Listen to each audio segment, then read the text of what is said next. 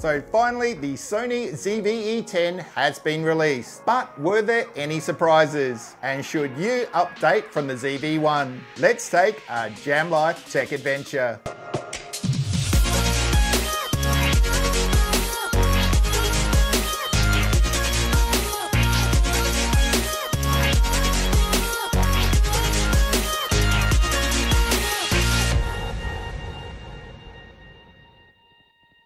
Welcome again guys to the Tech Garage. Before we get started, please don't forget to subscribe and ring the bell to be notified when all our videos drop. And if you're excited for the new tech release season like we are, please give the video a big thumbs up. So we have finally seen the release of the Sony ZV-E10, and there were a few surprises, some good and bad. We'll tell you if we think they were game changers later, and if you should update from the ZV-1. But let's look at what was confirmed that we already kind of knew. Firstly, that APS-C sensor we all knew was coming. It provides a much sharper image, as we have seen on the A6000 series, downscaling from 6K. This should give us much better low light performance as well. Next, and probably most importantly, was the interchangeable E-mount lens system, which is the best news of this camera. Now you have access to all of Sony and third-party lens systems for E-mount, both full frame and APS-C. After thinking about this for content creators, if you only buy one lens, for me it would be the Sony 10-18 f4. You will need that extra width with this camera and that in-lens stabilization which this option provides. Why? Well, this brings me onto the next feature confirmed, and that was active stabilization. Just remember, the stabilization is not mechanical, it's electronic, so does not really work in low light and does give you a significant crop when activated. So it is handy to have a wider lens to compensate for the crop and in-lens stabilization, which is mechanical, when you're in a low light situation. I'd probably forgo the kit lens on this camera and save you money, as you'll need it for the 10-18.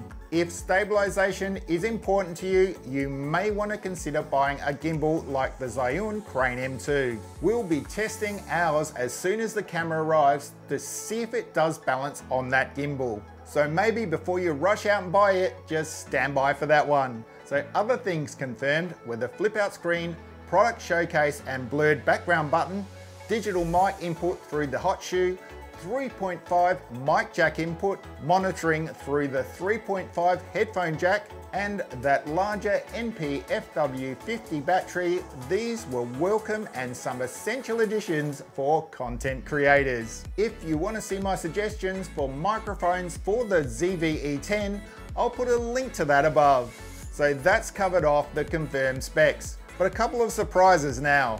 So first the bad, and there's only one as far as I can see, and that's the build quality. It seems to be a plastic and not metal construction. I think this is Sony just trying to save some money here to make this option affordable. You don't really want to drop this camera, but do you want to drop any camera? I don't really see this as a game changer, rather a way to make the camera more accessible and cheaper.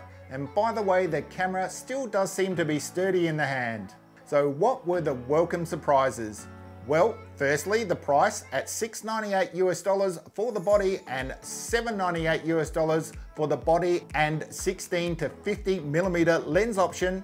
It's even cheaper than rumored, which is so awesome. Next, we get two colors. The camera is available in white and black. Very nice to have that option this time at release. We also now know there is no 30-minute record limit, which I just love and was one of my pet hates from the past Sony cameras. Also, this camera will work with the great Sony app Catalyst Browse, which is free and gives you great post-stabilization results. I'll link one of my past videos on this app above. Also, through some testing I've seen today, it seems we get around 90 minutes of 4K recording before the battery is exhausted, which is around 10 minutes longer than from my testing of the A6400. Webcam mode directly through the USB-C with 720p performance at launch will make many streamers happy. And tally light and red record box on flip screen also unexpected and really handy, so you always know you are recording. So that brings us to should you upgrade from the ZV-1?